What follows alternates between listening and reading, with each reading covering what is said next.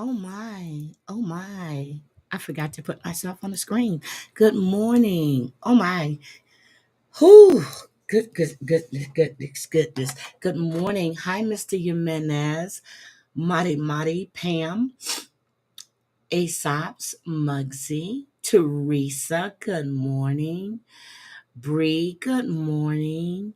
How are you? Teresa, I forgot the last time you were here to make you a moderator.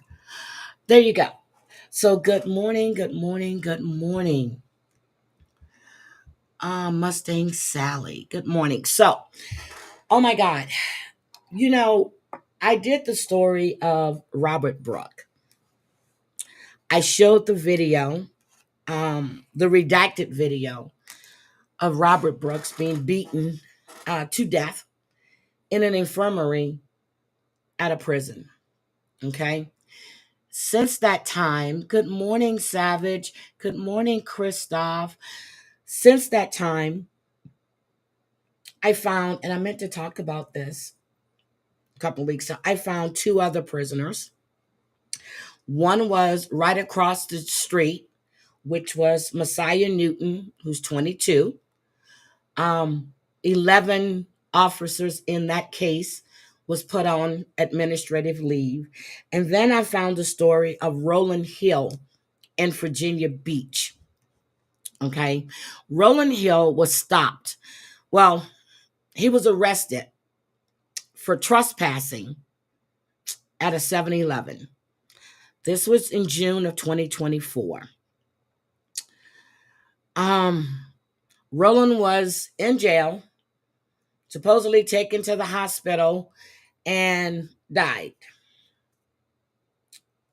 Well, a grand jury was convened, and they found the death to be homicide.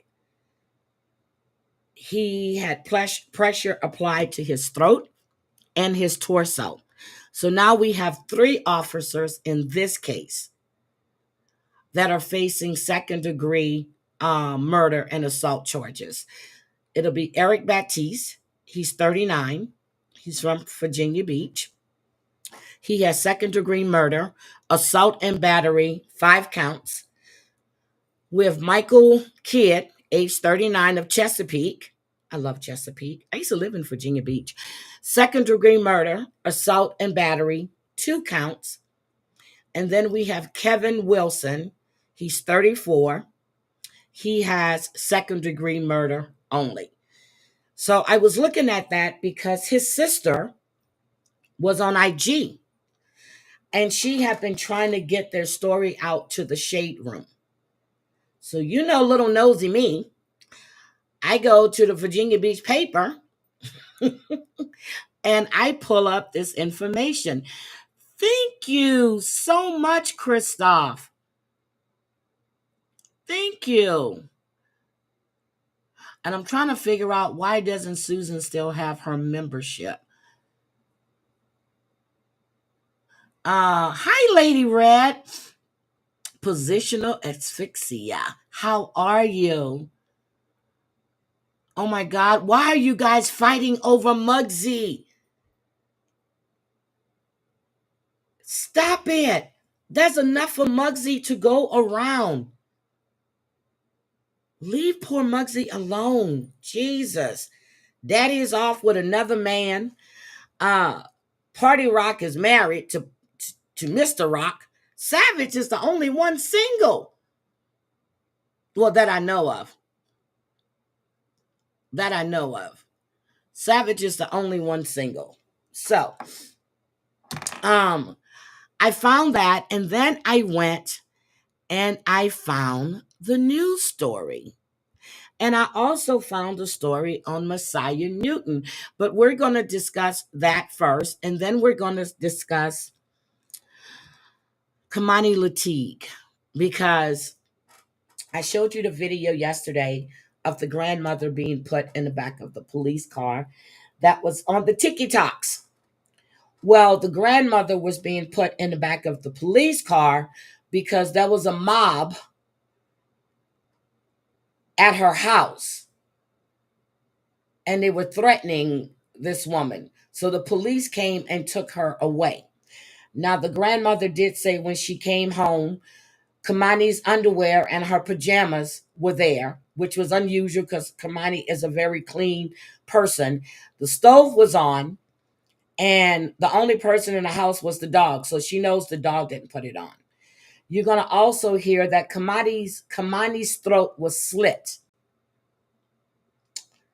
and her hands were cut off. Oh, good morning, KM. Hi, Kendra. I always want to say KM chats. Hi, Kendra. Yes. Yes, Lady Red. So we're going to get into this because Kimani's grandmother and aunt did an interview. Also, her disgusting ass father was shot by SWAT. I put that clip up yesterday. He's not dead though. You know, that's good in a way because he gets to stand trial. But let's take a look at this case first out of Virginia Beach of Roland Hill. And, ooh, wait a minute. I didn't see that. Stop. Let me tell you, yesterday, George, I was sitting in the doctor's office. Hi, Daddy. Hi, Jen. I was in the doctor's office, so I couldn't jump on panel with George. I was laughing so hard. Hi, Sarah motherfucking Z. How are you, sweetie? I was laughing so hard because he couldn't share his screen. I'm telling him in the chat what he needed to do. And then I realized too, and if he looked at his IG, I said, okay, he's on a MacBook.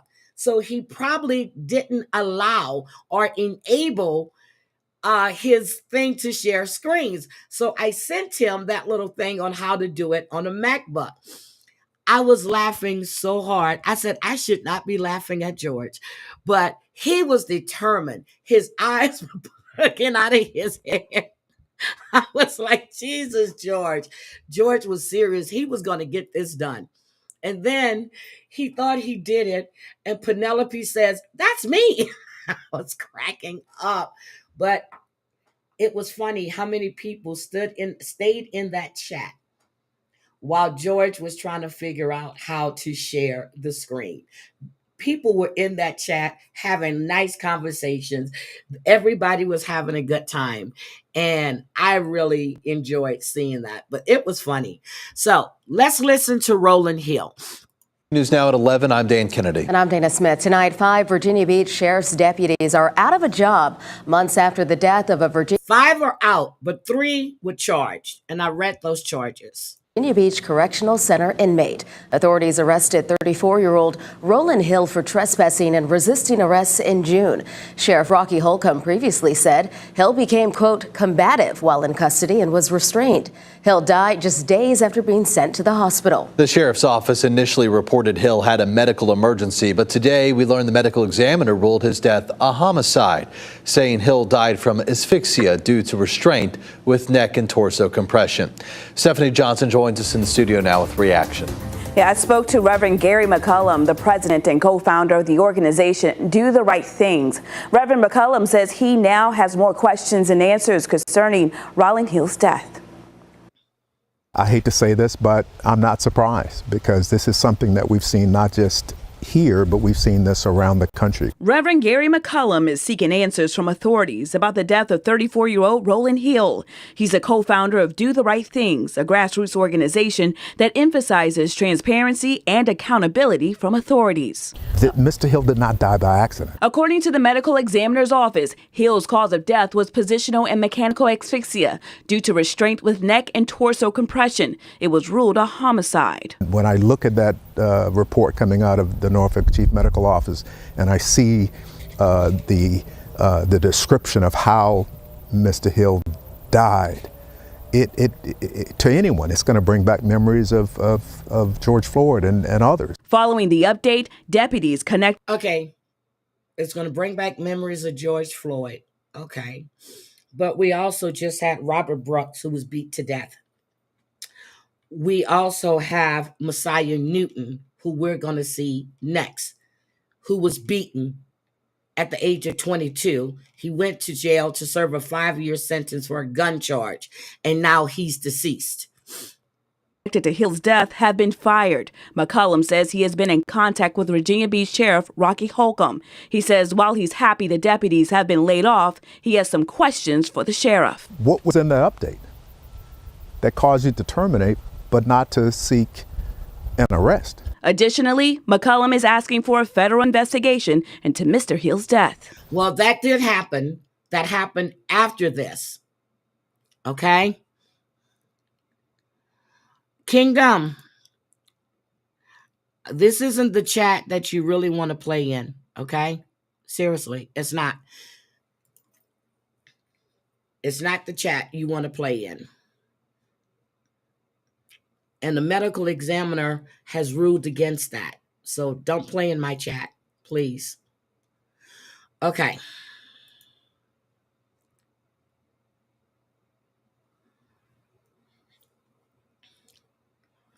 So here we go. And so I would ask, why aren't we asking for a federal investigation into what happened? Thank you. What happened to Mr. Hill? And can we truly get a transparent, independent investigation by just simply using the Virginia State Police Department?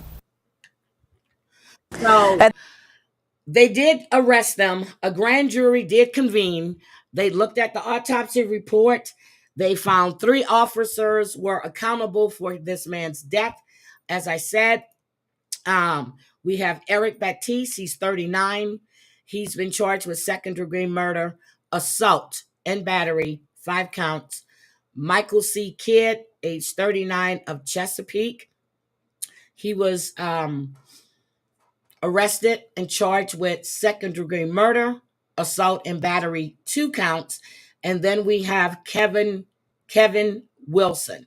He's 34. He's from Virginia Beach, and he was only charged with second-degree murder. So they asked, they received it. Hi, sister. They asked and they received it. Now, the case we have that's coming out of upstate New York. This is the case from Messiah Newton. And while they interviewed prisoners, they said that they couldn't confirm their stories. Of course they couldn't. Why would they confirm their stories? But again, Messiah Newton, 22, went to jail for a 5-year sentence on gun possession, and he's now deceased. In the death of an inmate who was incarcerated in Oneida County, the Department of Corrections commissioner says 11 staff members involved in the incident have been placed on leave. This all happening at a separate corrections facility right across the street from where Rochester native Robert Brooks died after video shows he was beaten by corrections officers just 3 months ago. 13 Wham's Natalie Calzatoni brings us the very latest. Natalie. Karen, New York State Police and docs are investigating the circumstances surrounding the inmate's death. Governor Kathy Hochul calling the matter deeply troubling. The death of an inmate is under investigation at another upstate New York facility. Authorities say 22-year-old Messiah Nantwi, an inmate from the Bronx who was incarcerated at Mid-State Correctional Facility in Marcy, was pronounced dead at a nearby hospital Saturday. Governor Kathy Hochul addressing the matter Monday.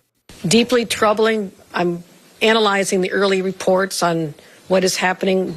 Nantwi arrived at Mid-State last May to serve a 5-year sentence for criminal possession of a weapon. 9 prisoners interviewed by the New York Times Sunday say Nantwi was brutally beaten by corrections officers.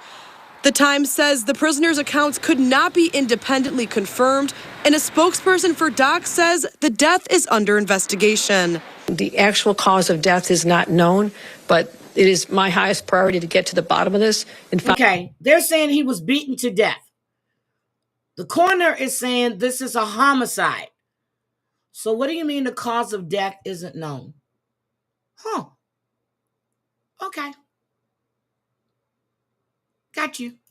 Find I out didn't know exactly how what happened. Robert We'll make Brooks sure the died press knows either. as soon as we But do. it was on video. Department of Corrections Commissioner Daniel Marticello III says 11 staff members involved in the incident have since been placed on leave. As I indicated, we've made referrals to outside independent investigators with the Attorney General and the state police. We need to let that process play out. In the interim, we have placed staff on administrative leave, and we have to wait for the investigation to unfold. Are they on leave with pay? Are they being paid? That's all I want to know. Are they being paid? Messiah Nantwee's death comes nearly 3 months after prosecutors say Rochester native Robert Brooks was fatally beaten by corrections officers right across the street from Midstate at Marcy Correctional Facility. 10 Right across officers the are street. facing criminal charges in that case, 6 of them charged with murder. No additional details were released about Nantwee's cause of death. The state attorney general's office says the Office of Special Investigation is conducting a preliminary assessment of the matter. Karen? Thank you. So we're not going to look at that video that Robert Brooks took again, but nah, fuck it. Nah. This is them beating this man while he was in custody. I don't even want to look at that again. So 3 inmates in 3 months. Well, 2 inmates in 3 months. And Roland Hill was killed in June of 2024.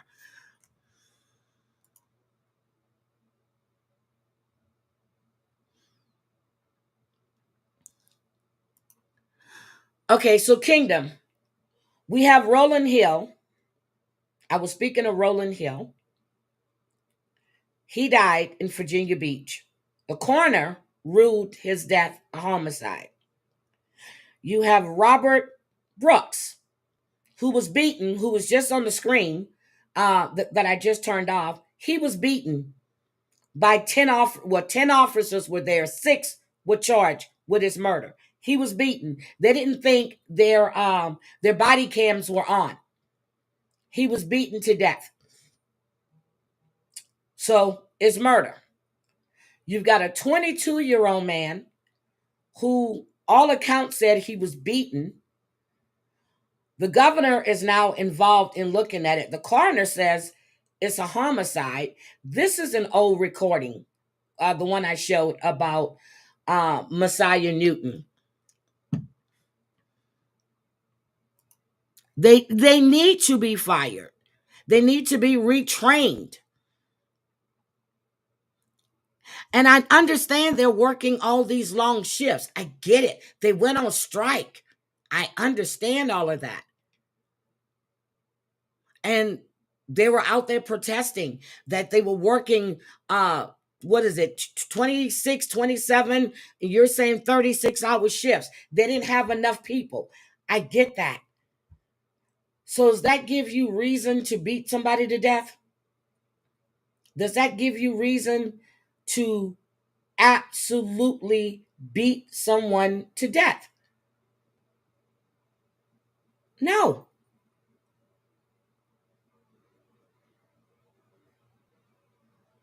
No, it doesn't.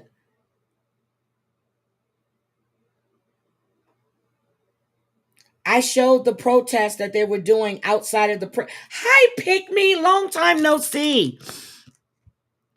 Thank you. They need to go to jail. Yeah, they need to go to jail. But okay, and before Robert Brooks, Kingdom, before Robert Brooks, it was a white guy that was beaten in that same infirmary room. He didn't die. He filed complaint after complaint. Nothing happened. Now, since Robert Brooks's death, they're reopening all the complaints that he filed, but they had moved him to another prison. Those, I think they're called that squad was called the Beatdown Squad is what they were called. Nope, and they can't. And I was saying this, prisoners have more rights than we do.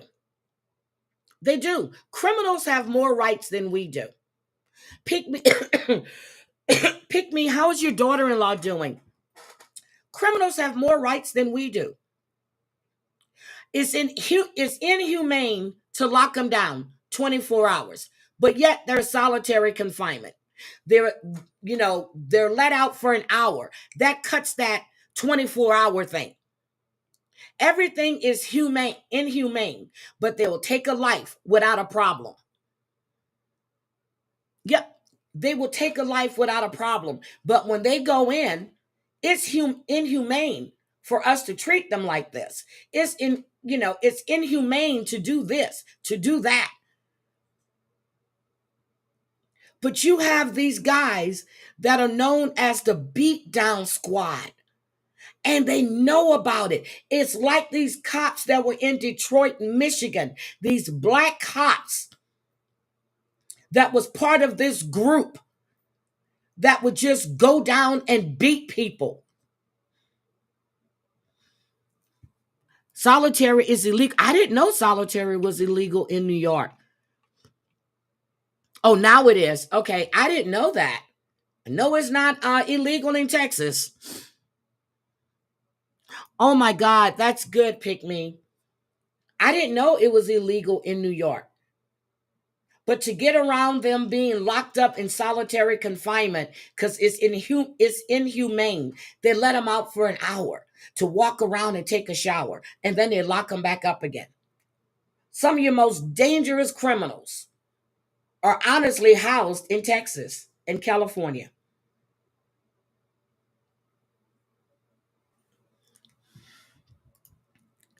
Kingdom, you've been locked down 23. Are you serious? Wait a minute. I've been locked down 23 hours a day. It sucks. 24, even they lie like a... What? Kingdom! If you don't mind me asking, I'll drop the link if you want to come up. What did you go to jail for? If you don't mind me asking, what did you go to jail for? I couldn't imagine. I got claustrophobic being in my own house because it was snowing. I can't imagine being locked down all that time. I can't imagine that.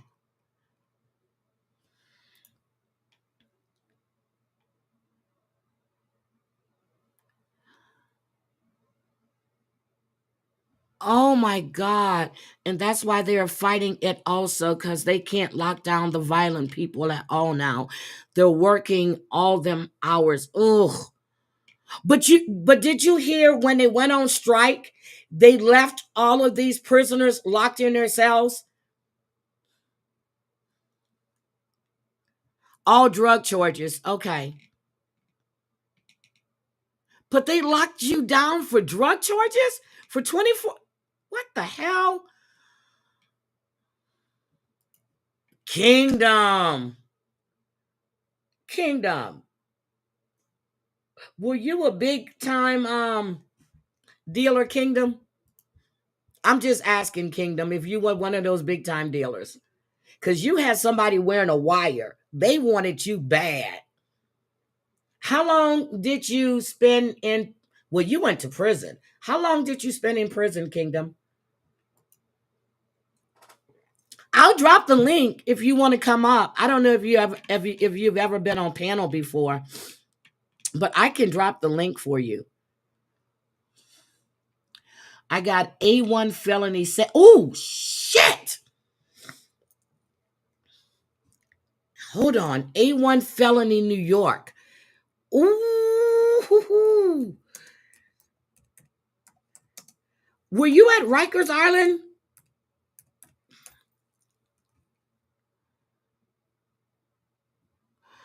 A1 felony is the most serious type of felony with offenses like murder and certain drug crimes, carrying the potential for a life sentence in prison.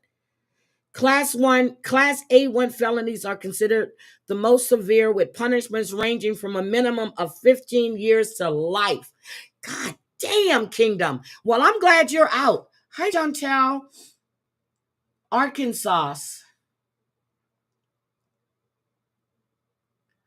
Arkansas, you had a A1 felony? My God, I was in Arkansas chat yesterday, and you're right, Arkansas. Every time I come in there, they're talking about penises. I'm gonna say dicks. That's what they're talking about. And that one guy that was in the middle box that said he's 5'3" and he's good looking and he can get anybody he want. I spit out my soda. That is one ugly little man. No offense. When I looked up again, he was gone because I was going to come on the box and ask him who in the world told him he was good looking. Well, it says 15-1. Oh, you were in Euster County. You were in Euster County jail. I had an A1, B2, C, and God damn. Damn. So A1, well, in A1 Savage, they said a minimum of 15 and the max life. You were in Bergen County too? I used to live in New Jersey, so I was in Bergen County in Teaneck. I think it's Bergen County. Oh my God.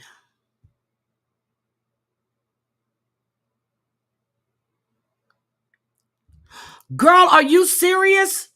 Arkansas. Hold on a second. Let me drop this damn link. Let me drop this link. Well, I know when I was married to my second husband, a lot of good old boys didn't like that either. Oh my God. Oh, he died. What the hell? I just dropped the link, Kingdom. Let me drop it again, sweetie. There you go. Click the link. Go backstage. You have to allow your mic, allow your camera. If you don't want to be on camera, turn it off backstage. So you don't have to be on camera. But when you come in, you have to allow your mic and camera. Yep, your cousin just got sentenced to life. You had no bail. So you're not a snitch. Oh my God. Kingdom, I see you in Bambi's and Harlow's, I think. Oh, you dropped a link. I don't see a link that you dropped. With the news report. Kingdom, does anybody see the link that Kingdom dropped? Because it's not showing up. Hold on, Kingdom. I'm going to have to make you a mod, and I need you to drop that link again for me. Because if you're not a mod, you can't drop links. So drop that link for me again so I can pull it up. I just made you a mod, so just drop that link for me, please.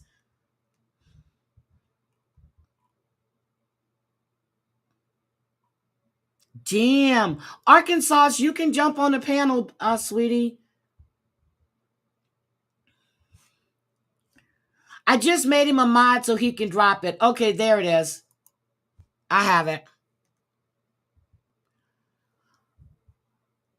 Oh. Damn. Hold on. I'm going to share it.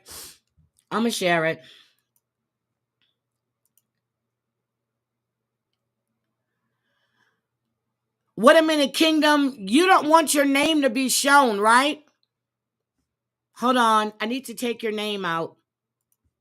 Hold on. Because your name is showing. So it says Kingston, New York. 4 Euster County residents, including a Euster County Community College security guard, have been arrested by the Euster Regional Gang Enforcement Narcotics Team following a 7-month investigation into cocaine sales in the northern reaches of Euster County. In addition to making the arrest, members of the Specialized Drug Task Force executed search warrants on residencies in the towns of Woodstock and sorties in 2 residences in the city of Poughkeepsie, seizing 2 vehicles, about $7,000 in cash and cocaine, marijuana, psychotropic mushrooms, and a hand grenade. What the hell? Kate Martin is okay. Okay. And a hand grenade. I'm not going to say the name.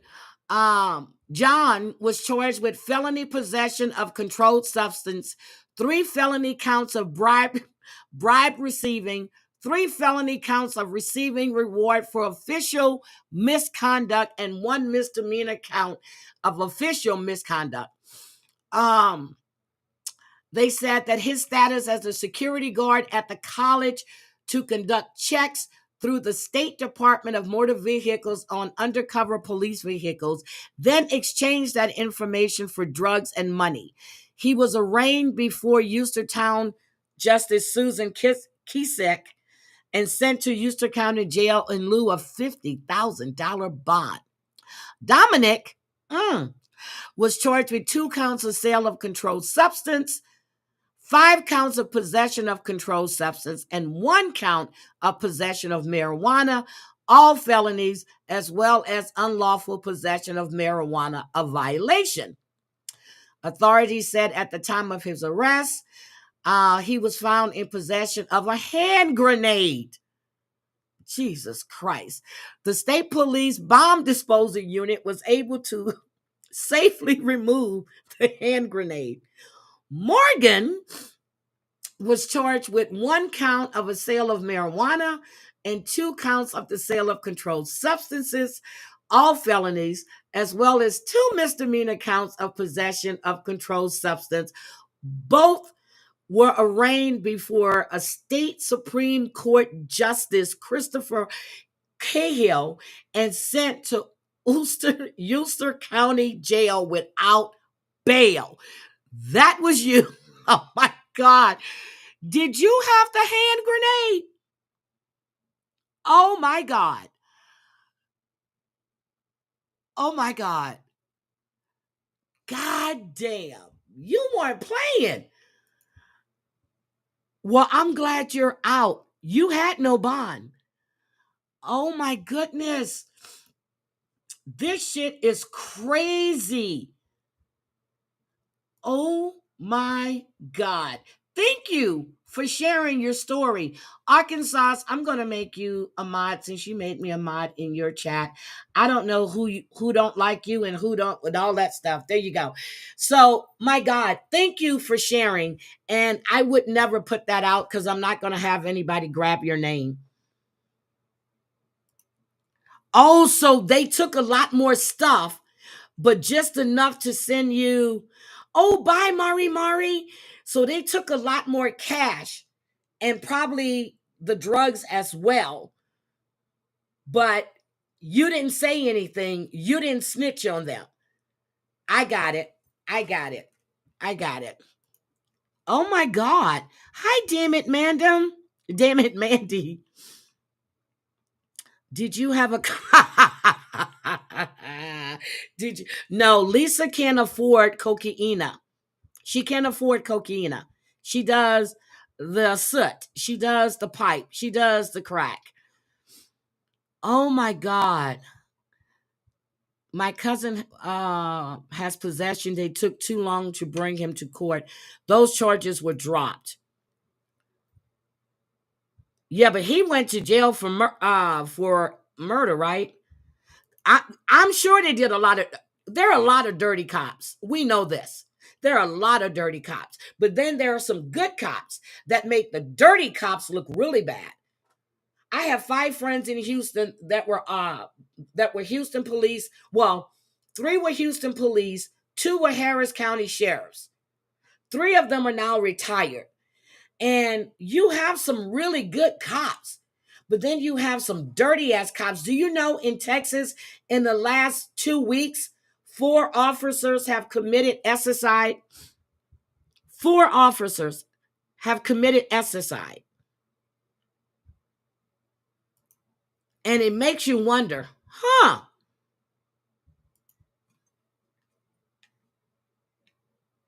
Teresa, I saw that little short you did yesterday. I like your little videos. I really do. I like your shorts. And I really enjoy when you and your husband are on panel together. That is so much fun. Let's see. I'm trying to make sure I didn't miss I try to get everybody's comments. Well, he has assault, drugs, and murder, right?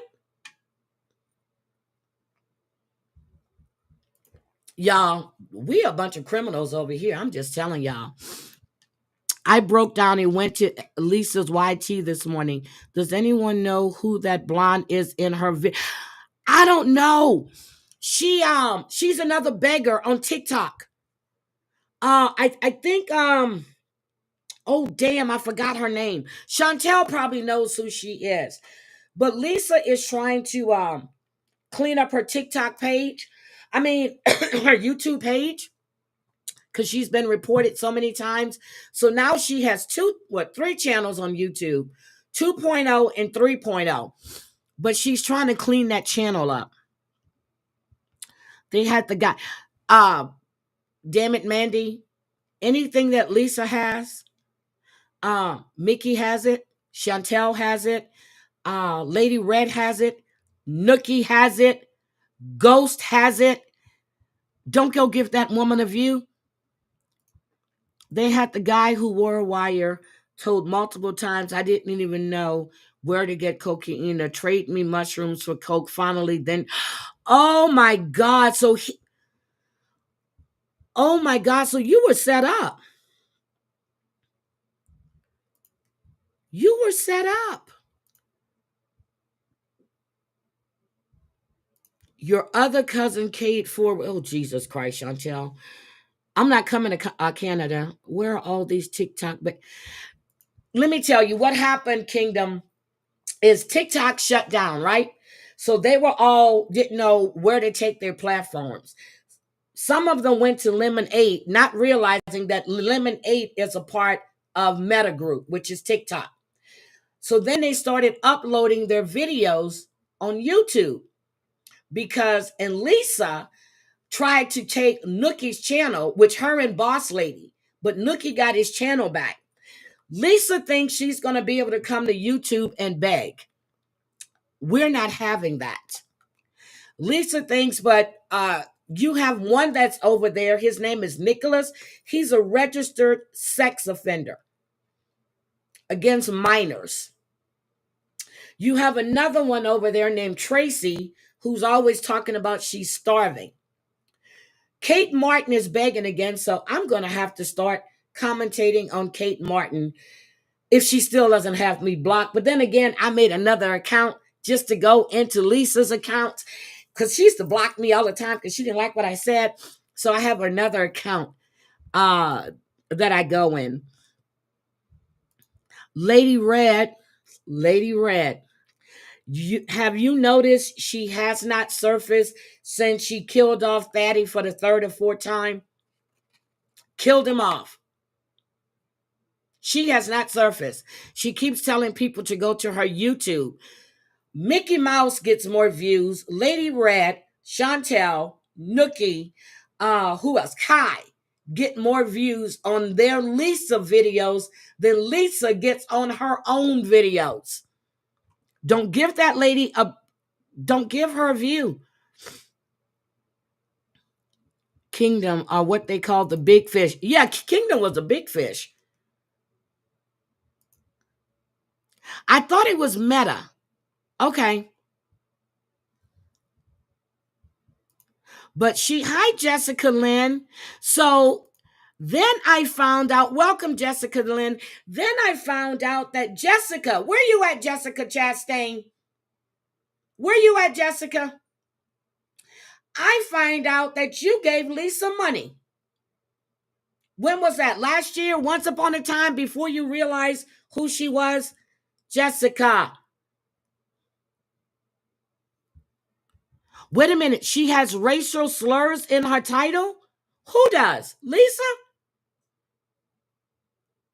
Because I got all day to report her. –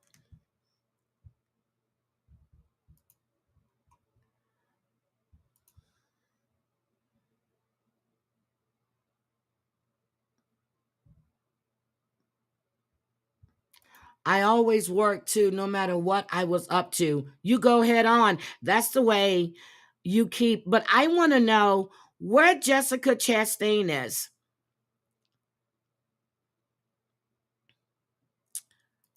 Oh, I need to go look at her titles. I'm surprised that YouTube hasn't grabbed that yet, but I'm going to go look at her titles. Okay, you're going to post on your wall. Okay. I want to know what Jessica Chastain is because when I found that out in Discord, and they said they kicked her out of the Discord.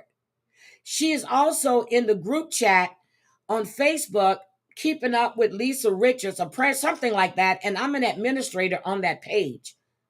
I'm going to go back and see how she answered those questions about her giving Lisa Richards money. Hi, Sassy Susie. Sassy Susie, we were talking about the beggars on TikTok or the scammers, because you know that there are scammers on IG, TikTok. They don't really allow that on Twitch.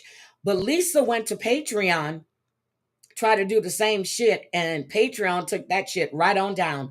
They were getting email after email. It won't let you post. What won't let you post? Her titles? Okay, email me. You have my email.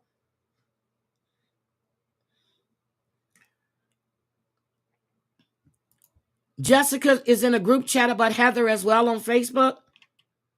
Okay. Yeah, I found that out this week in Discord that she had given Lisa money. I don't know how recent, but they kicked her out of the Discord.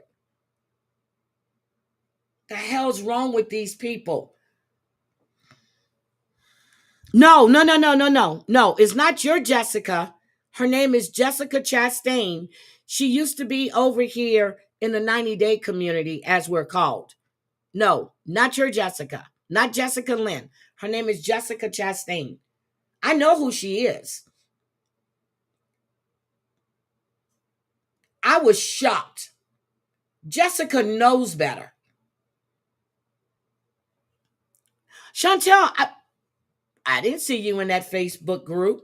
Is it keeping up with Lisa? I think that's the one, because I'm an administrator on that page.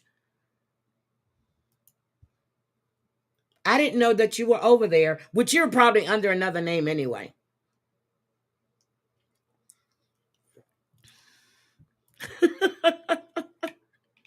Arkansas. I'm serious. Y'all need to go visit Arkansas's channel if you haven't been there. I was watching a heartbreaking story this morning. Have we covered 5-year-old Janiyah Russell and the notification? I went to push it off my screen and it clicked on it instead. I'm going to discuss Janiyah tomorrow, sweetie. I want to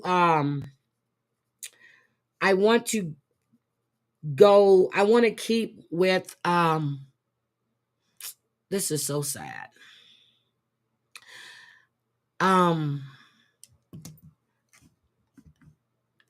really need to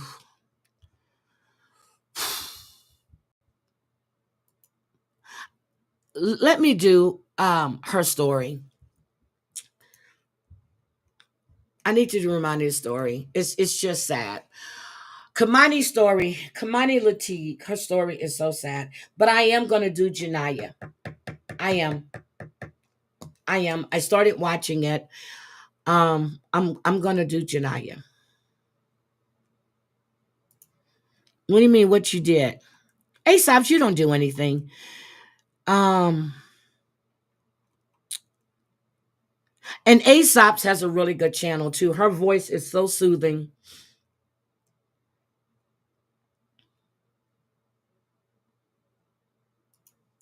Sassy, how are you doing, sweetie? Hi, watcher of crazy. Yes, it comes from 90 Day Fiance. And you know, I still cover 90 Day Fiance because some people that come, they really still watch the show and they enjoy it. A lot of people don't watch it anymore, but I get a kick out of covering 90 Day Fiance. I watched The Last Resort last night, and I cannot wait for the reunion. I really cannot wait for this reunion. So I don't know if Debbie and I are going to come live tonight to discuss it, but I'll check with her to see. I am really waiting for this reunion to come. Hi, Watcher of Crazy. Watcher, you didn't go live yesterday because I was looking for you. I needed something to listen. Well, I needed someone, not something, because after Arkansas went off, there was nothing for me to listen to. But if you guys haven't went over to Arkansas' channel, she has a lot of people be up on panel and the conversation. I found out yesterday, according to this guy, that chemtrails causes erectile dysfunction. Did anybody know that? Chemtrails, because he's looking up and they're spraying the sky and it causes erectile dysfunction.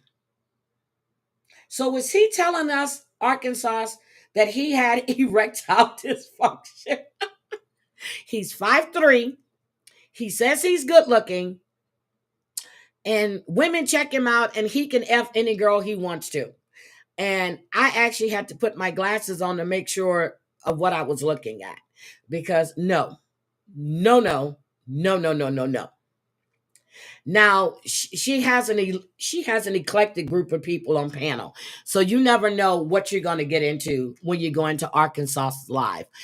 So let's look at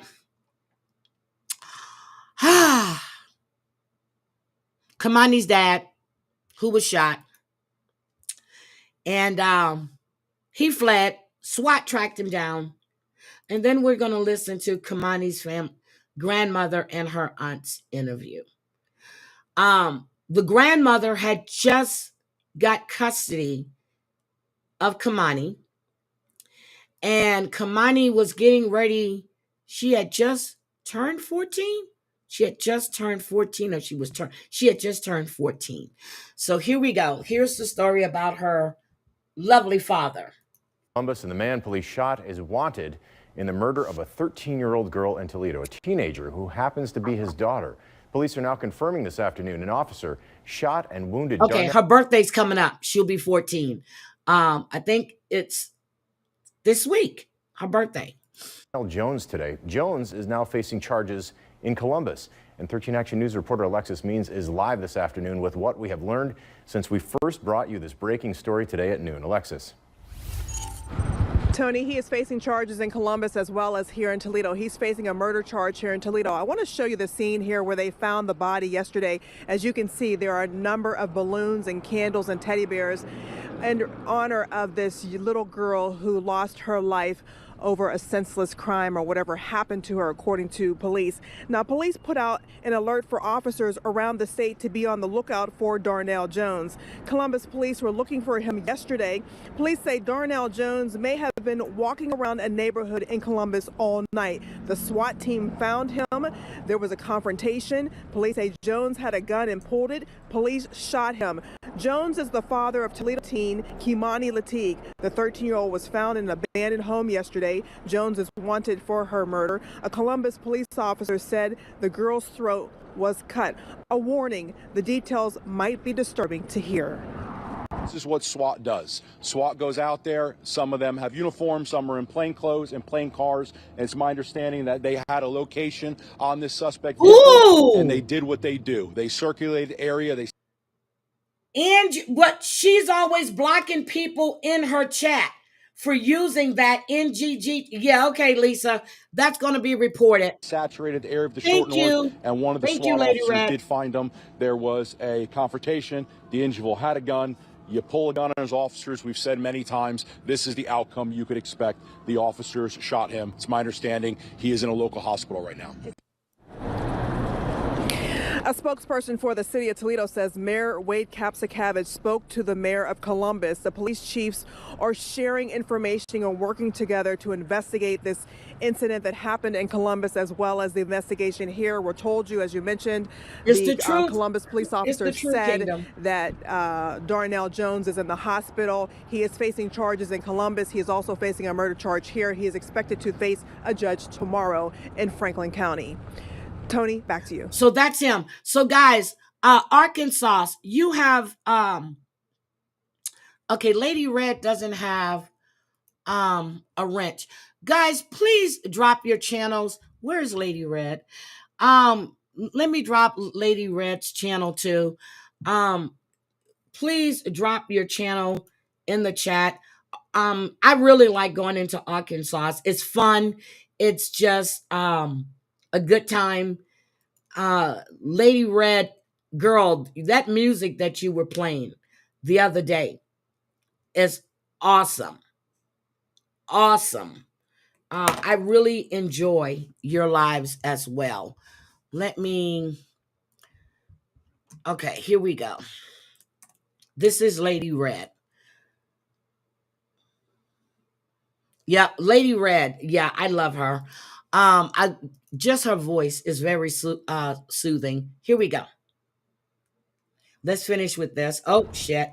Alexis Means reporting live for us this afternoon. Meantime, police in Toledo have been looking for Jones since they discovered the body of his 13-year-old daughter, Kimani Latigue, in an abandoned home on Miami Street just this past Monday.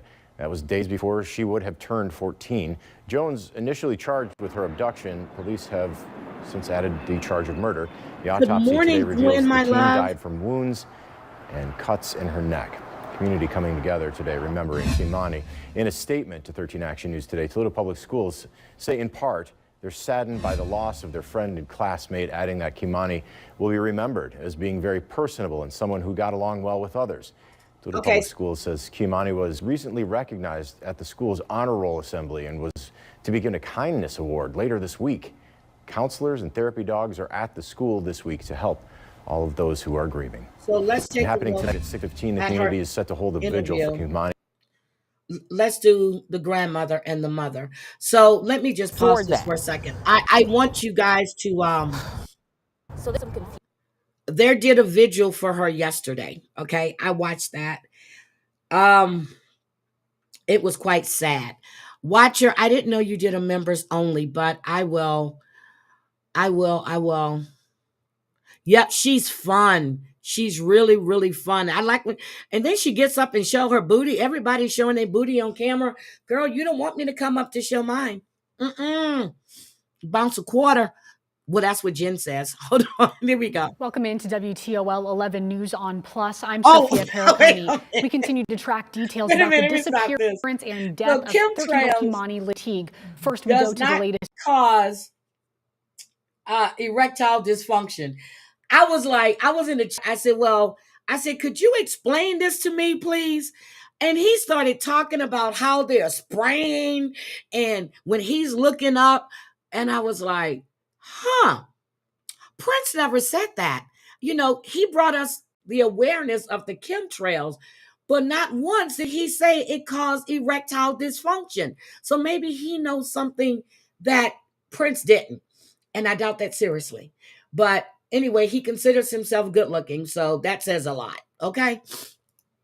On the investigation, we're working to gather more information about a shooting in Columbus this morning that may be connected to Kimani's murder investigation.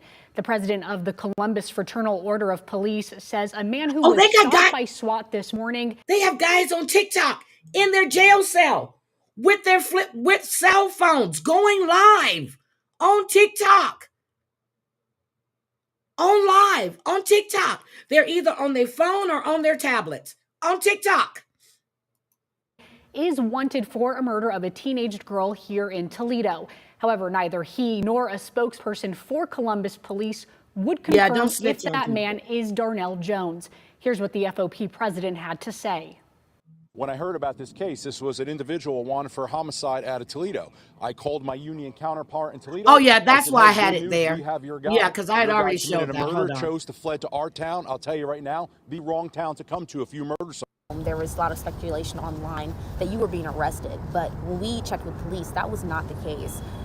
So can you further clarify on exactly what did happen yesterday at your home? Well, I was called and told that there was a mob of people in front of my house. They were angry. It was more or less the people that were here earlier. That's the grandmother. Waiting to see if it was Kimani that was in the home. And basically some people from the neighborhood had contacted me and said that there was a mob in front of my house and they were talking about what they were going to do to me once I came home. So the police, the detective said that she would have a unit come out and help me get my things and more or less escort me off the property. I asked to be handcuffed just so they can get the away from my property. Are you scared? So no, I was never arrested. I was taken downtown, but I was never arrested. Are you scared for your safety right now? I am. She should be. What are some of the things that you've been hearing and receiving from people? They said they was gonna blow up my house. They said they was gonna do harm to me. It's just been a barrage of different things that they've been stating. And now, yesterday, or let's backtrack first for a little bit. So you are the guardian of Kimani, or you were the guardian. She of Kimani, is? correct? Okay. I am the legal guardian of Kimani. Thank you, Bree. Okay. So in terms of taking care of her, when was Kimani placed under Yes, you your can, care? Savage. We're going to A share year our ago. booties when you go live. So you take care of her. She's been in my home for the past 5.5 years. Please drop your but channel. I just obtained legal custody of her a year ago. So you heard, she had her for 5 years. She just got legal custody a year ago. So while the mother is there dropping on the ground and all this other bullshit, this grandmother was taking care of Kimani. Were you and Kimani close? We were. What were some of the things, trying to think of her and paint a memory of her in a good light, right now with everything that's Lady going Red, on, you would love Savage's Kimani music like? too. Tell me a little bit about how Kimani was in the time that you've got to know her. Kimani was phenomenal. Kimani was a helper. Like she was older than what Hi, Bambi. she appeared to be. Like, you know how they say somebody has an old soul? She was that. She loved older music. She loved playing video games. She loved the friends and family that she was allowed to be around. She played basketball for Spring Elementary. Okay. She was highly intelligent. So I'd like to clear up the mental issue statements. No, she was not mentally. Yes, they did. Did you hear her throat was slit? Hands was cut. She was raped. And oh my God. Ill in any way. My heart goes out to We that, had her, that family. assessed, and they didn't feel as if anything was wrong with her mentally. So that was not a issue. But back to Kimani, she would, like, say for instance, someone would come over and they had children. They didn't have to worry about their kids because Kimani immediately embraced them and would play with them. Kimani is dead. Kid stuff. She was phenomenal. Like I said, she was like no other kid her age. What school did Kimani go to? She went to Spring Elementary. And we were told that at that time she was doing good in school as well too, correct? She was. She had brought her grade point average up from a 3.4 to a 3.9. And actually they were going to have an award ceremony for the basketball players. Her dad, the first video I showed where SWAT shot him, the dad. It was two of them. It was the dad and the cousin, or the dad and the friend. Supposedly, allegedly, Kimani called him because someone was trying to break into her grandmother's house. He said he got there around 12. Now, where was grandma? Don't know. He said he stayed there for 30 minutes and then he left. That's what he said, which we know he's lying. She said she came home and Kimani's, good morning down there, Kimani's underwear and her pajama bottoms were either on the floor or the sofa. What time did she come home? Did she work all night and come home in the mornings? That is the question. Something is not right here. Day, her own daddy, Lady Red, her daddy. When I divulged to them that she had passed, they've rescheduled it. She was going to receive her trophy for being, on the team and stuff. And she has a birthday that's coming up, correct? Her birthday is Friday. And she would have been turning 14. She would have been 14. 14 Friday. Did you have any plans for her birthday? We were going to have her a large birthday party because it would have been her first birthday where, once again, all of my children were together and could participate in the party. Her mom was supposed to come and everything. So I asked her early on, what type of party do you want? She said she wanted a basketball themed party. So that's what I bought, things that revolved around her playing basketball. I'm still receiving stuff in the mail for that. So there's been some confusion now in terms of when it comes to family, you know, who's her biological father, who is her biological mother, and then also was she in the foster care system? Can you clear up a little bit of all of that? You know, when Kimani was placed in your care, you know, when is the LCCS? Exactly, who Kingdom. exactly did she come from, and how did she? She came from her other legal guardian. I choose not to state her name, but she came from her other legal guardian because the other legal guardian and I were best friends. The other legal guardian is my daughter, Kimani's mom, godmother. And we had already discussed early on, because she's been with this person. So let me tell you what I said. I guarantee you, if they were to ask this woman to pull out everything she bought for this birthday party, she doesn't have any of it. Any of it. This little girl has bounced from her friend as Kimani's legal guardian. Now she's with her. Again, the mother's on TV talking about how they played games together and how they watch movies together and dropping to the ground. But you were not taking care of your child. This is sick to me. Since she was 9 months old, my daughter has never really had custody of Kimani. There you go. So she's been with this person since she was 9 months old until, like I said, maybe 5.5 years ago. Now, off and on, this person, we would interact and, you know, do different. No, this is the house where Kimani was found. This isn't the house where she lived. This is a block away from where her grandmother that's on the screen lives. She was found in this house, this abandoned house that was burned out. They said she was burned too, but there's no confirmation on that because they said she was burned beyond recognition. But how would you tell the mother outside that that's your daughter in there? That made no sense to me. But her throat was slit, hands cut, and she was AR'd. Things with her, for her, or I would contact her and tell her, well, I need this, or Kimani would like that, and she would come by and oblige, and we would commence.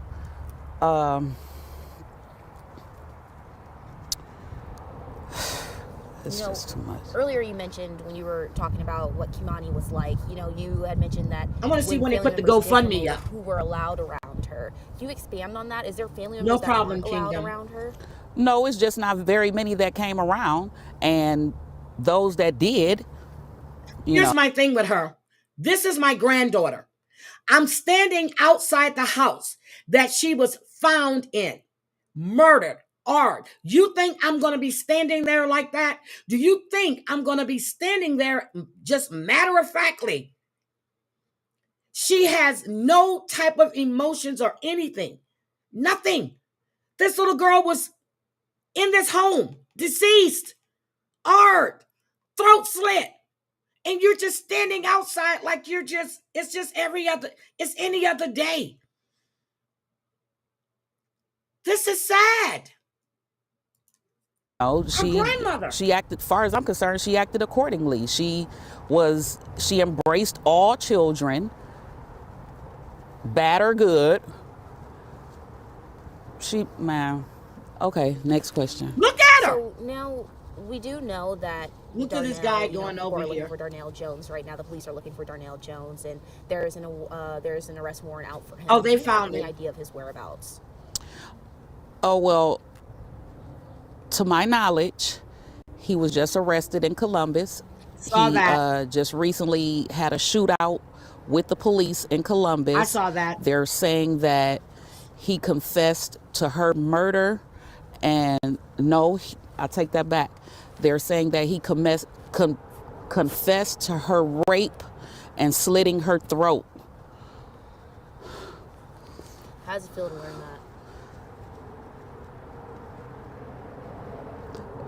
that? I can't even say. You know, as the police report mentions, Kimani was last seen with Darnell. You know, do you have any regrets of letting Kimani go with, as you're her guardian, do you have any regrets of letting Kimani go with Darnell? I do, only because, like I said, I feel deceived. I feel like this was pre-planned. I feel like you meant to do this. I feel like you was grooming her. You think? When you say grooming her, is there things that you saw before this leading No, up? I never saw anything out the ordinary. But when molesters decide to choose prey, they groom you first. So they give you gifts. They try and make you comfortable with them. They try and say little things to you that you and they can keep secret, and then eventually they pounce. And that's how I feel that, oh God, how all of this is played out, I feel that's what happened. She was a virgin. She didn't like boys. Okay, now she's showing emotions. There's also comments, and we're just trying to address those and get those addressed. But there's comments. It sounds like it, doesn't it? That, you know, Kimani, her home situation. It sounds like she knew something. What do you have to say to that? Okay, abuse in whose eyes? Because she was not abused. Yes, she was chastised whenever she was wrong or did things wrong. Other than that, she was not abused. She was not just whooped for no reason or just because I felt like it. I've went through this twice because the school system had contacted CSP or CSB on her behalf when she went to Bennett Academy. And they came in, they did a case study and closed it.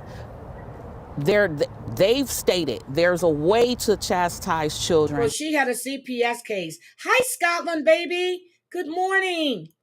Without physically harming them. And you need to whoop them on their behind, nowhere else.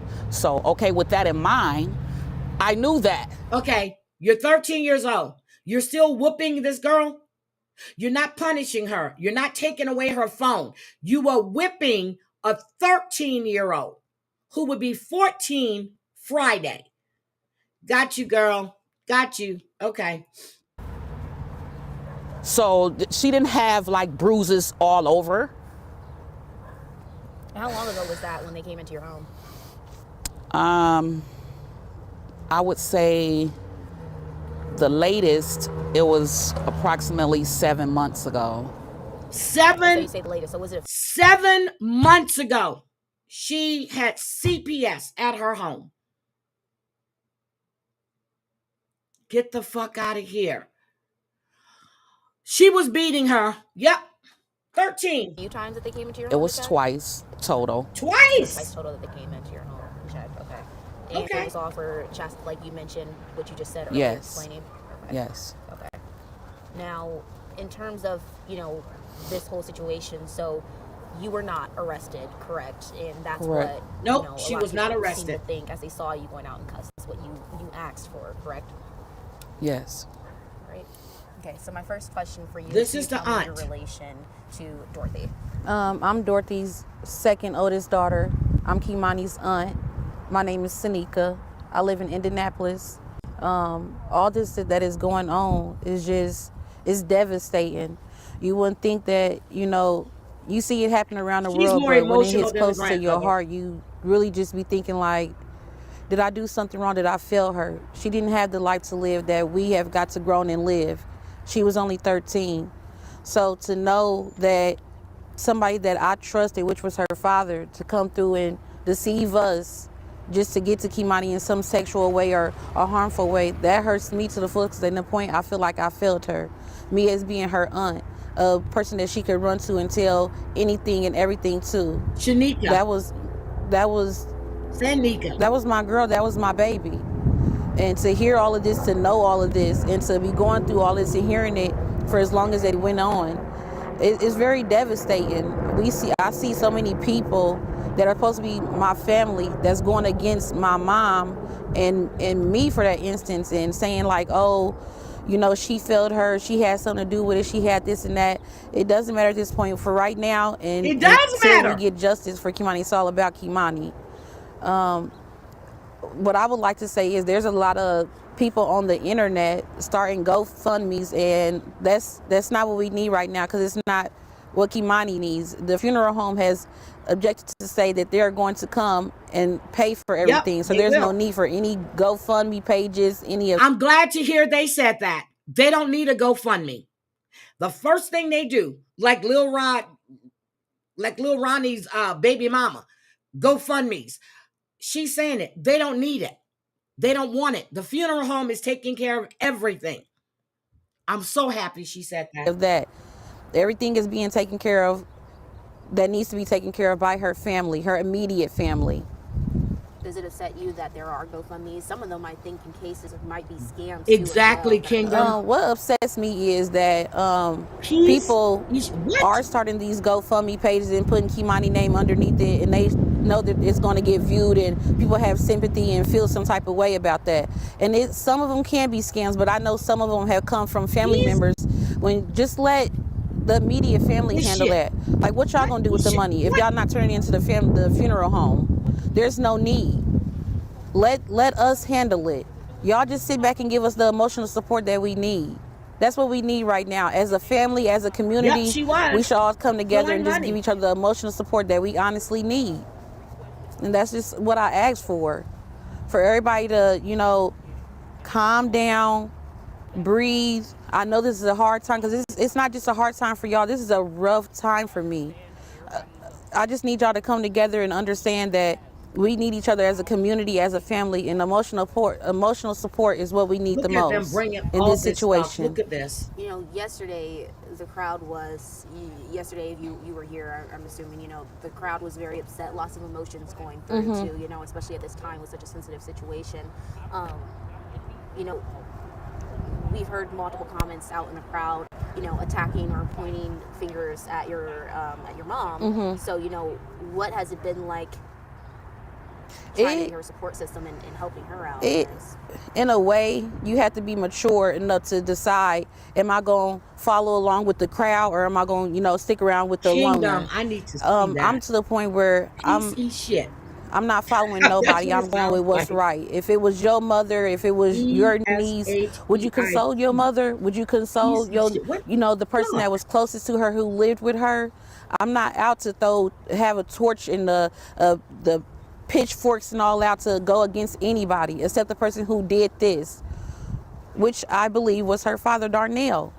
I don't have any other anger pushed towards anybody else. I'm angry that this happened, but I'm angry at the person who did this. Where was grandmother when Darnell came? Have you been in contact with Tiara, the mother? Yeah, I've been in contact with my sister. It's been briefly. It's been over through text. Like I said, I live in Indianapolis. I seen her yesterday, but that was very brief. It wasn't even more than 5 minutes. It was more or less that she wanted to show me my other niece, Kazaria, which is Kimani's youngest sister. But it wasn't like it was oh, sis, what are we going to do, any of that. And I think the mother is going to start. I don't wish this on nobody. I really don't. I could, you know, your mind go different places when it's a baby. That was a baby. Like I said, I have a very close relationship with Kimani. She was a tomboy. She wasn't out looking for, you know, trying to be fast or, you know, mischievous or any of that. So for her mother to come down and have all this to say and all that, Tiara, where was you for the past 4 years? We haven't seen you since Kimani TikTok party. Damn, I was right. Whoo, mother hasn't had anything to do with her own daughter. Are you freaking kidding me? I just realized the other day I hadn't spoken to my granddaughter in like a week or so. I'm like, wait a minute, she hasn't called me. So you guess what I'm gonna do? in about 3 hours, she'll be home from school in London. I'm going to say, excuse me, did we forget about me? So I'm going to call and check on her and my grandson. And I'm like, no, we don't do this. You haven't called her? You haven't sent her anything? You haven't said, oh, baby, I'm going to come get you for a weekend? We haven't seen you until this happened. Why we got to see you when it's a tragic moment? Ground. So, Tierra, where do you stand? Mama's going to be the one that's going to set up a GoFundMe. Yes. Watch. And so the past 4 years, you're saying there was very little communication. Very, very minimum. It wasn't even, she'll call my mom. She'll go through me and say, have you talked to mommy? And I'm like, no, about what? And she'll say, oh, well, she got custody of Kimani and she trying to get child support from me. So it wasn't that Tierra was concerned about Kimani. It was more of the why she want child support from me. What is the relationship between your mother and your sister, Tierra? It's very distant. They had their words. They fought. Kimani mother has a godmother that Kimani was with before my mom got her. And there was no communication then from Tierra. Tierra had I feel like Tierra just let her go. Because any mother would be on her toes to get her children back. That wasn't the case here. Any mother would be on her toes to get her kids back. She hasn't been around this little girl since she was 9 months old. 9 months. Hi, brown-eyed cutie. Sounds like Lisa Richard to me. Don't know if mommy had a drug problem or not, but this sister has emotion toward this. She has more emotion than her mother does, and she's the one that had Kimani. This is weird. It just wasn't. When was Kimani taken away from Tierra? I'll say about 7-8 months. And then Tierra godmother stepped in and got custody of Kimani, which would have been around 9 months. And Kimani had been with that lady from 9 months all the way up until about, I'll say 5.5 years ago. Exactly. So it wasn't like Tierra was actually in the picture, saying, hey, maybe I can start getting myself together to get my child back so nobody else can get her. Nope. Have you ever worried for Kimani's safety with any of the family members or anyone? I wouldn't say I was worried because I was here. I was here. Every winter break, spring break, holidays, birthdays, I was here for Kimani. Yes, you come and you enjoy time with your family, but I was here for my niece. I also brought my youngest sister and her 2 kids from Indianapolis to be here for Kimani because we've been in the system before. So I know how it feels to feel like, dang. Oh, wait a minute. So grandmother, her daughter right here has been in the system. She has been in the system. Oh my goodness. That's why she has no emotional attachment. She had no emotions. I'm at somebody's house or not feeling not wanted. I know those feelings. So I tried to give Kimani that at all times because she's wanted and loved by her aunts. Damn, Kingdom. And this is just devastating that I have to go through this for the rest of my life and knowing I'll never have the embrace of my niece. Oh my God. Hey, TT, what you doing? I feel for her. When you coming down here, I'll never get to hear that from my baby again. And that's what kills me the most. You called it, Kingdom. You guys I just said wish she's that lying. When I was down here last, that I had just taken her to Indianapolis with me. I'm crying. So this would have never happened. A lot of things, woulda, coulda, shoulda, but at the end of the day, I just really wish that whatever happened and whoever did this, y'all didn't have to do that to her. There's plenty of people out here with, grown people that put themselves out there to be, the sex workers or whatever it may be. You didn't have to do this to a child. There was nothing that Kimani would have done to make you hurt her. So she was a very timid kid, tomboyish, she's the only reserved. One. She wasn't, loud and out there. So it's just devastating that me and my family have to go through this. Real tears. Grandmother didn't shed any. She was matter of fact. Anything else that I didn't ask, maybe? I just want people to understand that family is family, and at the end of the day, don't be so eager to go against your family. Talk to your family and talk to the children. Thank you. These children may be scared to talk to the parents about things that's going on. I said that. Or what may be going on because they feel like they may get in trouble. But make it known that to your kids that you can talk to me. Make it very open. You can talk to me about any and everything. I did that to because that's what these kids need to hear nowadays. Instead of going on social media and talking to somebody over social media about it, like he did this or she may done that. Talk to your family because they can handle. They're the adults that's supposed to handle it. So yeah, and it's forever Kimani. Oh my heart breaks for her. For her. My heart breaks And to for be her. clear, right now, Darnell Jones has been charged with murder, abduction, and felonious assault. There have been no criminal charges filed regarding any sexual crimes at this point. We also just got information about Kimani's cause of death. The Lucas County coroner says she died from multiple incised wounds of the neck. She was pronounced dead shortly after noon yesterday. We'll have much more on this breaking story throughout the day. Until then, thanks for joining us on WTOL 11. This is sad. I put up a story.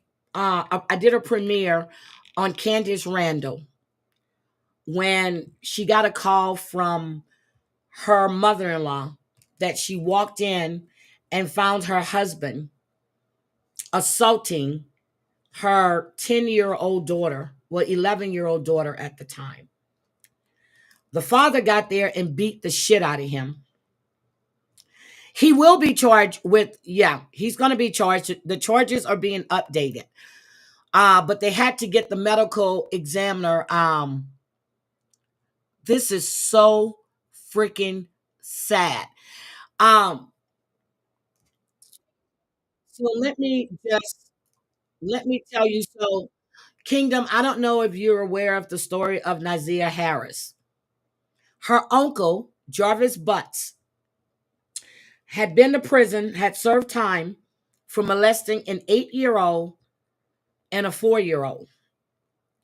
He came out of prison, moved in with her aunt, Shannon, who Jarvis and Shannon has 5 kids together. CPS knew about Jarvis because a report was filed about him molesting another one of the cousins. Nazia's name was in that report, and they never did anything about it. Nazia Harris has now disappeared. She was pregnant at the age of 14, and the uncle is now on trial for murder. The aunt allowed this man to come back in the home. I don't care if they have 5 kids together or not. This man went to jail for molesting an 8-year-old and a 4-year-old. He befriended women with children so he can molest when he has his own kids. Now he's going to trial. They still haven't found Nazia's body yet. Haven't found her yet. They found her backpack. Haven't found her yet. But here is, Lord have mercy. This story just breaks me. It breaks me. That grandmother is cold and heartless. And when my granddaughter was living with me for that year and a half, when her dad was in Korea, and when I would tell her, call me when you walk into school, when you walk into the bus stop. If I'm not here to bring her, well, if it was snowing, I would stay home. I would bring her up there. And when you get off the bus, she would call me. Grandma, I'm on the bus. She get off the bus. I'm off the bus. I'm talking to her as she's walking a block and a half until she got in the house. People thought I was crazy. No, I don't trust anybody. It was a relief when she was going back to be with her dad. She was going to London because he was being transferred to London. But I miss her. But even her dad, he's a helicopter dad, which is like, he drops them off at their bus stop in the morning. Or her stepmom, or she and her brother walk together. There's no walking by herself. My granddaughter is gorgeous. There's no walking by herself. She walks with her brother. When she has after school stuff, her dad goes and picks her up. There is no, oh, I'll catch the bus. No, daddy is right there. When he gets off base, when he gets off, he goes right to the school. Even though they got buses, nope. When she wants to go out with her friends, dad takes her to meet her friends, drop them off. Dad is hanging out, whether you're at the mall or whatever. Him and her brother and her stepmom, they're going doing their things in the mall, but there is no, oh, well, no, I'm going to do this with, no. We're not doing that. No. And she's 16. My God, she's going to be 17. Jesus Christ, time flies. So here we go. Death of a Toledo 13-year-old Kimani Latigue. In the past few hours, the Lucas County coroner ruled her death a homicide, saying she died from multiple cuts to her neck. We also know her father, Darnell Jones, is in a Columbus. There he is. That's daddy. That little girl looks just like her dad. There he is. Darnell Jones or Darnell Ogilvy. Hospital after being shot by a SWAT officer around 10 a.m. today. It's still unclear who fired first. Columbus police say he's expected to recover and no officers were injured. Police aren't sure why he was in Columbus, but did confirm Columbus SWAT was looking into him for at least 2 days. Jones is already facing murder charges in Kimani's death. Her body was found yesterday in an abandoned and burned out home on Miami Street in East Toledo. Here's what police in Columbus had to say about the case, which is very disturbing. This case is one of the most horrific cases I ever heard. This is a 14-year-old that was murdered, raped, had her hands cut off, and her throat almost cut off. This is an absolute animal that came into our town.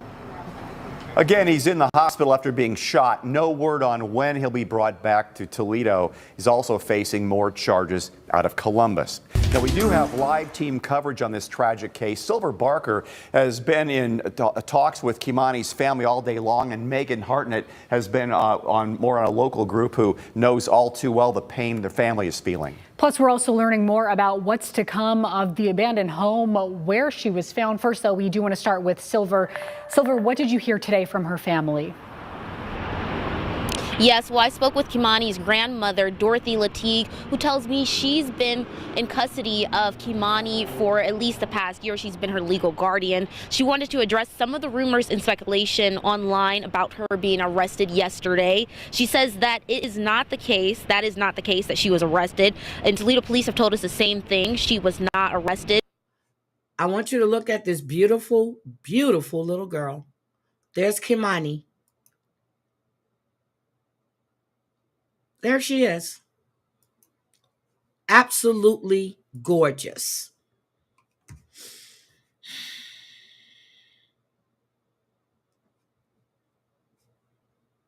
Absolutely gorgeous. She was placed in handcuffs at her house and taken into custody. She and TPD say she was placed into handcuffs for her own safety. She says she is currently scared for her safety, with lots of people threatening to blow up her home and do things to her. People from the neighborhood had contacted me and said that there was a mob in front of my house and they were talking about what they were going to do to me once I came home. So the police, the detective said that she would have a unit come out and help me get my things and more or less escort me off the property. I asked to be handcuffed just so they can get the away from my property. She asked to be handcuffed. Got you. Okay. Now, I also spoke with Kimani's aunt, who addressed a few things as well. At 5, I'll have more of that. Reporting live here in Toledo, Silver Barker, WTOL 11. All right, Silver, thank you. We were able to confirm today Kimani was a student at Spring Elementary. TPS telling us the counselors were at the school yesterday and again today to help students and employees cope with this tragedy. The district also tells us 2 therapy dogs were at the school. School officials also wanted to point out that Kimani will be remembered as being a very personable student and someone who got along well with others. She was also recently recognized at the school's honor roll assembly and was going to be given a kindness award later this week. Well, in a tragic situation like this, it can be difficult for parents to navigate talking to their kids about what happened to Kimani Latigue. Megan Hartnett joins us in the newsroom after talking with an organization about how parents should handle this. Megan, so how should parents approach a difficult situation like this? Parents need to gauge what level of information their kids can handle first. Yep, a representative from the Parents of Murdered Children organization says it's important to create a safe space for kids to ask questions and learn as much as they want. Some kids may not feel comfortable learning about a murder, while others will want to know a lot. I was told parents should be honest and not make it seem like it isn't something a kid should be asking about. There's a lot of information on the news and a lot being posted on social media about Kimani's death, so it's up to parents to monitor what information their kids are consuming. There will be a lot. And what are their kids listening to? What are they hearing from this? And what are they taking from what others are putting out there, socially, that, the kids don't know what happened. And they're, kids and adults, we're all going to just kind of use our minds and focus on what do we think happened, and all these stories come out. Representatives from Parents of Murdered Children say parents should limit social media and focus on having conversations or seeking professional counseling for kids, especially as details are still coming out about what happened. Reporting in the newsroom, Megan Hartnett, WTOL 11. All right, Megan, thank you. And City of Toledo crews did go out to the home on Miami Street today where Kimani's body was found. They cleaned up around the home so people can safely stop by and pay their respects to Kimani. We saw several people come by throughout the day, including some who are very familiar with losing someone close to them so suddenly. I feel hurt. Well, the dog's name is Silver. I've lost somebody in the city of Toledo that's been so dear, is so dear to me. And I feel like she kind of became part of Toledo. She said it was important to her to come out and say a prayer for Kimani, even though she didn't personally know her. WTOL 11 was at the vigil last night to remember Kimani, and there is another one planned for later tonight. An event posted on social media says people are going to gather outside the home on Miami Street about 6:15 tonight. We plan to be there again this evening, and we'll have a live report for you on WTOL 11 News at 11. And as we learn more, we'll keep you updated on air and online at That's why I WTOL.com. This one. But this is the one that was held right here. And this is the other one. Kimani was phenomenal. Kimani was a helper. She loved older music. She loved playing video games. She played basketball for Spring Elementary. She was highly intelligent. She loved the friends and family that she was allowed to be around. She was phenomenal. Like I said, she was like no other kid her age. Beautiful, just beautiful. This case is one of the most horrific cases I ever heard. This is a 14-year-old that was murdered, raped, had her hands cut off, and her throat almost cut off. You heard that. Had her hands cut off. That's okay, sweetie.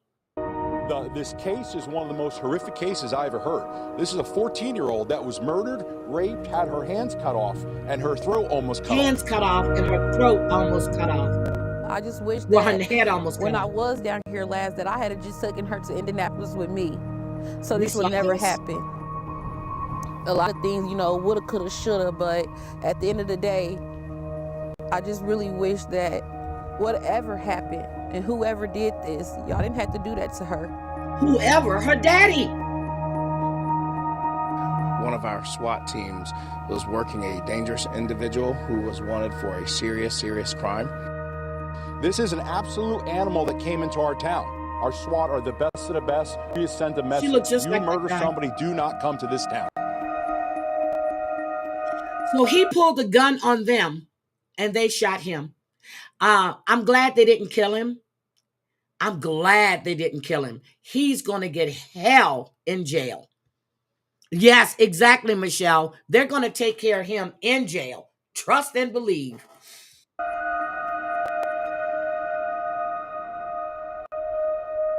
It's just devastating that that me and my family have to go through this.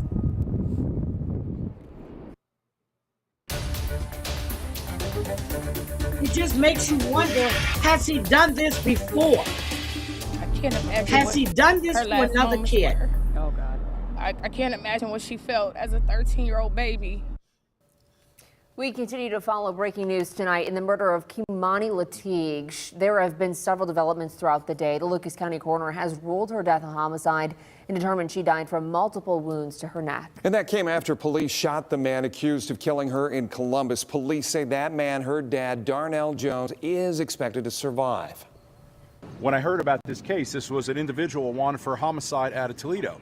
I called my union counterpart in Toledo. I said, hey, good news, we have your guy. Your guy committed a murder, chose to fled to our town. I'll tell you right now, the wrong town to come to if you murder somebody. Our SWAT team will go out looking for you. This case is one of the most horrific cases I ever heard.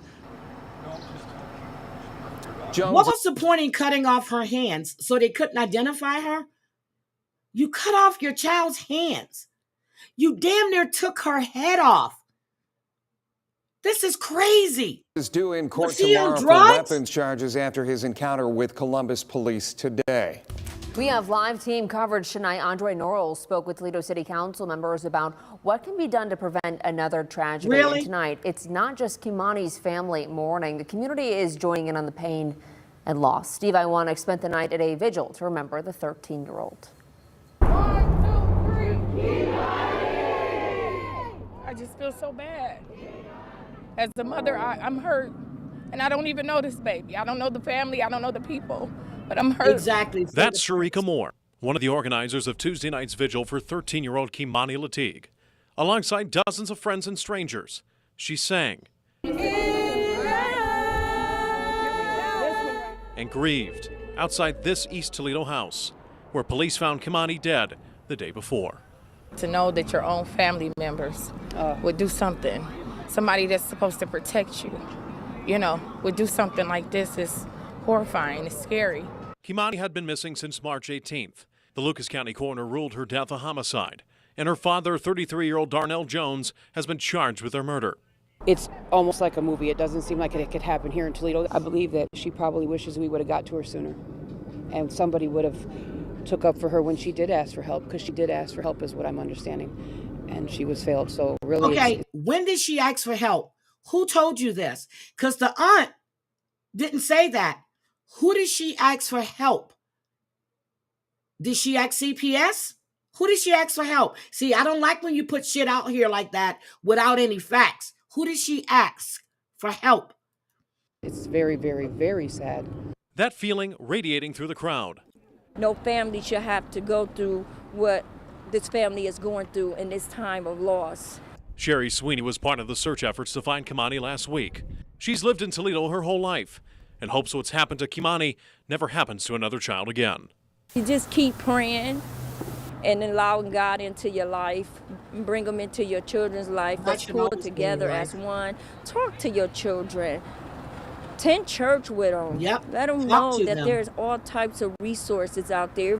But with every flower and every candle, community members turned a once evil scene into one of strength and love.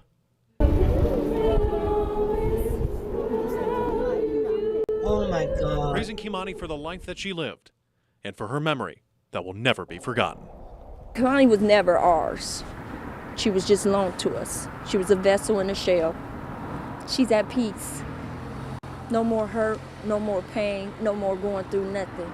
She know her Father, heavenly above, has her, and she's okay. Oh my God. Whew. Now, Kimani's funeral is being planned to happen here at Castilla Funeral Home, and it's being funded through the Brown Legacy Memorial, which is currently accepting donations to cover the costs of the services. Kimani's family tells us that there are no GoFundMe accounts associated for the funeral. Here in West Toledo, Steve Iwanek, WTOL 11. The city of Toledo tells WTOL 11 that the house where Kimani Latigue's body was found will be demolished within 3 months. The home, damaged by fires in 2022, has been vacant for years. City workers boarded up windows and cleared debris today, speeding up the process. See, so when I was telling you on the TikToks, they were saying that her body was burned beyond recognition. And I knew that wasn't true, because there is no way they can go out there and tell the mother that's her daughter if the body was burned beyond recognition.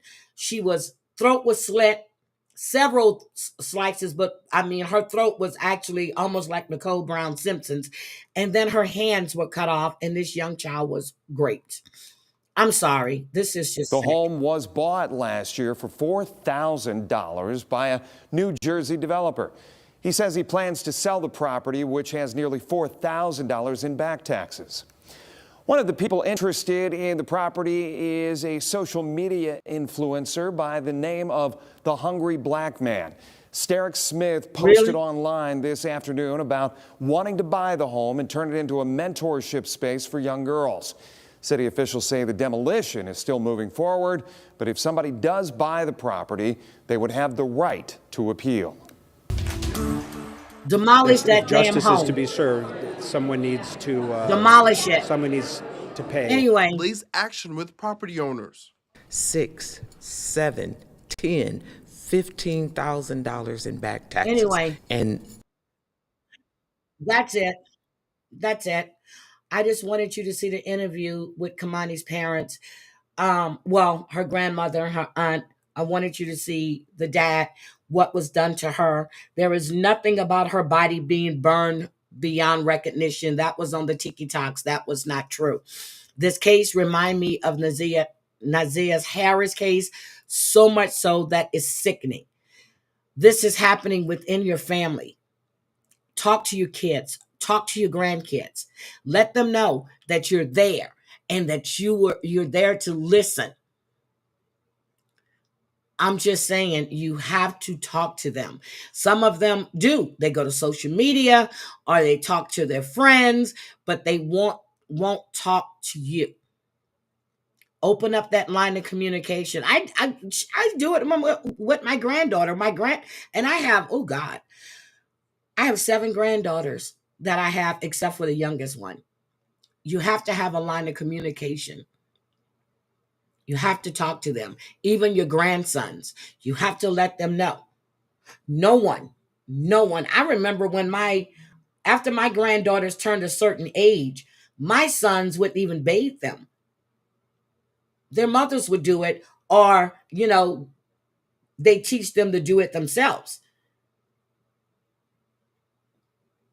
Kids go to school and say, oh, daddy touched me, or this and this happened. They coming. So no, talk to your kids. And if they're telling you something is going on, you have to listen. You have to believe them. Believe them. A lot of kids go to their parents and they don't believe them. I'm going to tell you, when my niece was 13, she said that her stepdad had groped her. We all believed her. When I heard about it, I was in Virginia Beach. I lost my shit. My brother lost his shit. But you know who didn't believe her? Her mother. So steps were taken to remove her, and she was removed. We got her away from that.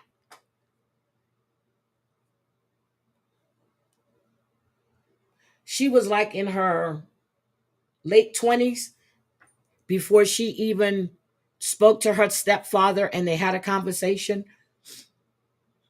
And when he went to court, there was no trial, no nothing.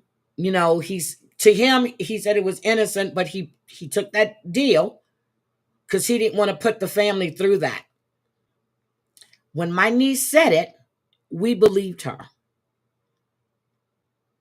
My sister didn't. So I'm just telling you, you have to listen to your kids.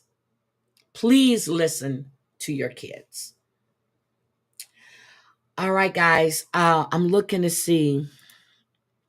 That would be a reason if they were found in a different area, if they were found with the rest of the remains. They didn't say her hands were cut off. They didn't say if the hands were found, but you saw that, hi Zelda, but they had these brown bags. It was 2 of them they were carrying out. They are trained to keep secrets, maintain an image of normal. Yes, that happens all too much in families. All too much in families. I'm still looking to see what happened here in Washington State, where this young man killed his whole family except for one sister that survived. Everybody said, they had a lot of money, house on the water. Everybody's saying that they were the perfect family. Why in the hell did he shoot them all up if they were the perfect family? We never know what's going on inside of a home. We never know. And I keep saying, always open that line of communication. Talk to your kids.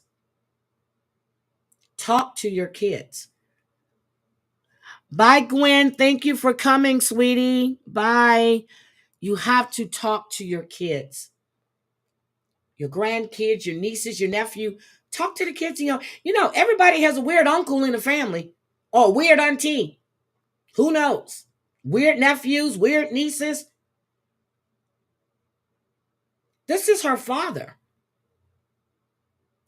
Would you expect a father to do that to his daughter?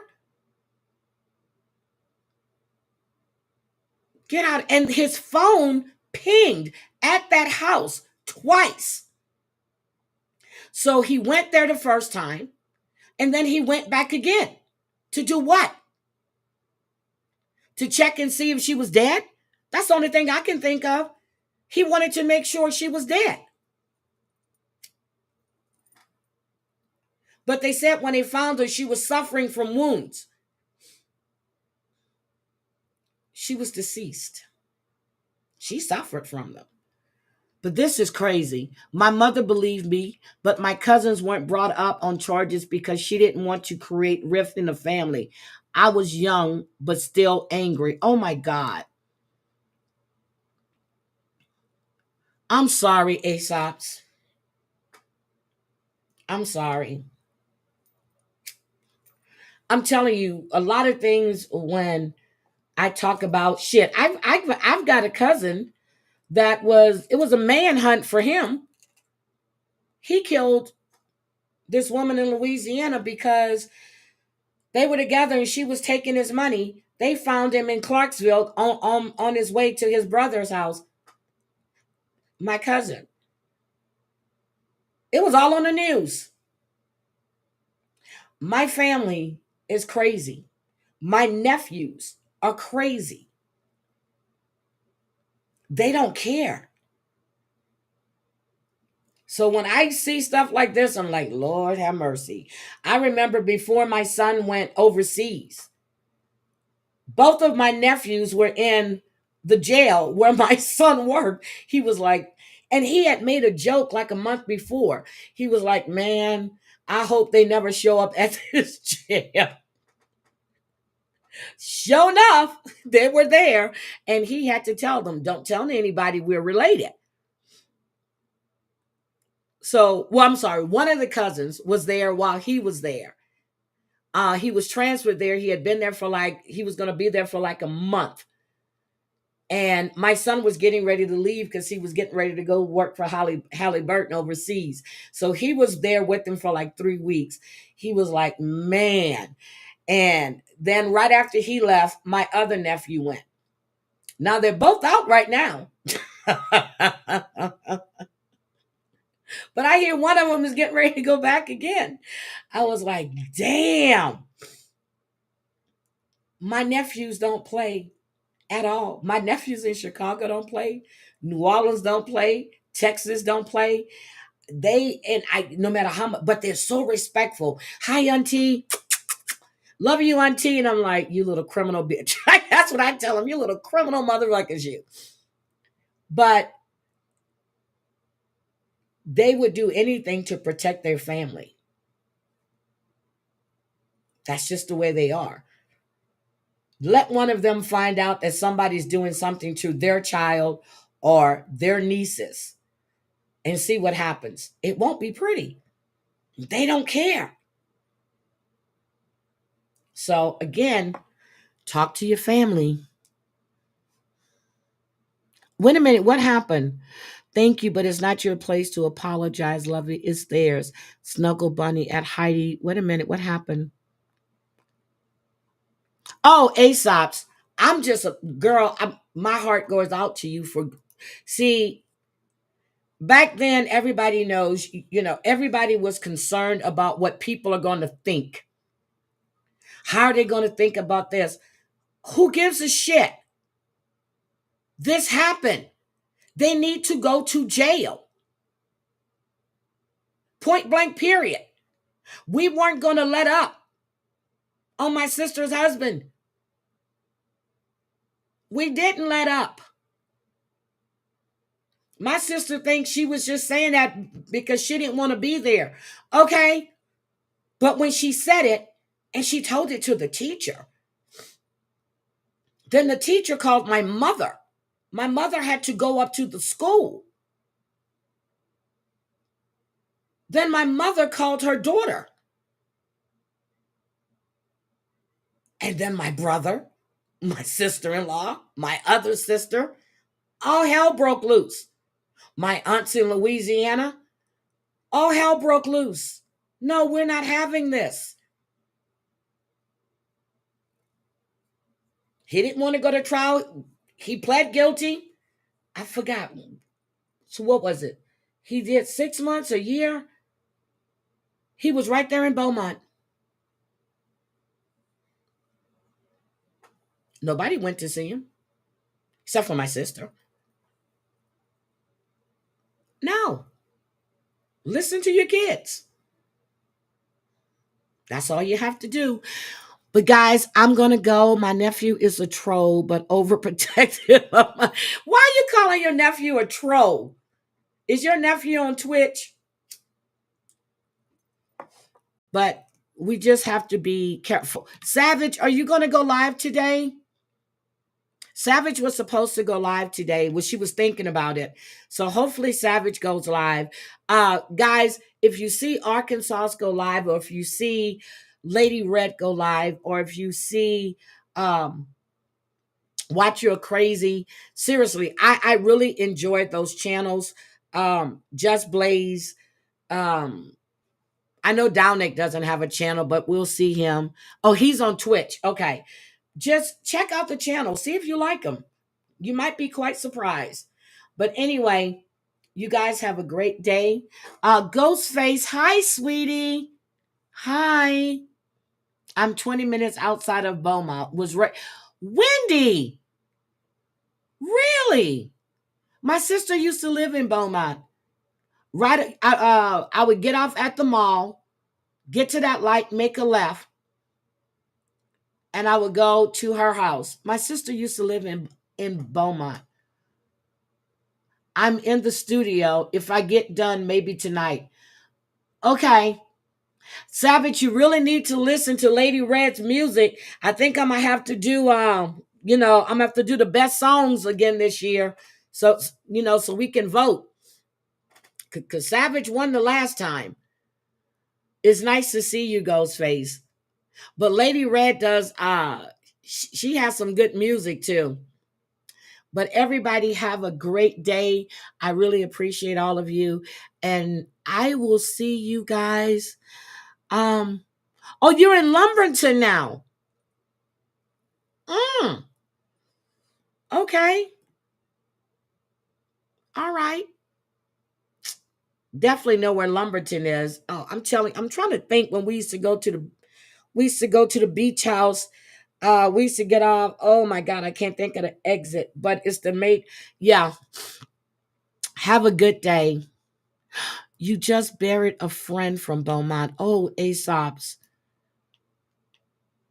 You guys have a great one. I appreciate each and every one of you.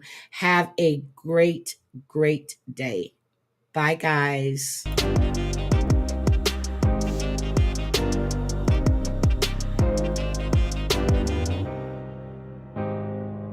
Oh, what I said was Lady Red has really, really good music, Savage. I'm going to have to do that award again. Yep, have a great day and make it count. Treat others the way you want to be treated. Bye, guys.